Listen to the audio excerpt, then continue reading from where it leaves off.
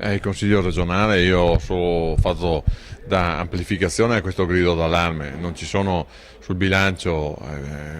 non ci sono i soldi, non ci sono trasferimenti, non ci sono posti di bilancio, l'anno scorso erano 40 milioni, quest'anno è zero, con 0 euro Veneto Strade a livello regionale muore, Veneto Strade a livello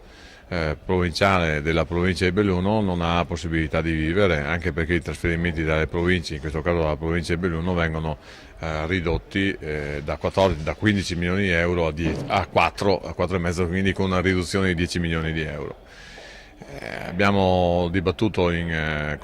seconda commissione oggi con tutti i vertici di Veneto Strade e anche con il Consiglio regionale questa questione. E io ho detto che questo bilancio così com'è, con queste poste senza investimenti sulle infrastrutture, noi non lo votiamo.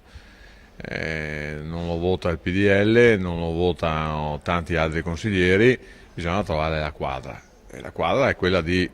pensare che è vero che c'è un momento di crisi, ma è anche altrettanto vero che un buco su una strada può causare un morto, una situazione essenzialmente delicata di una frana causa dei blocchi stradali con delle grosse perdite economiche, sia in pianura che in montagna, e non programmare nessun tipo di investimento infrastrutturale o non finire gli investimenti che stiamo già facendo diventa drammatico per l'economia del paese, per l'economia del Veneto, per l'economia delle nostre imprese.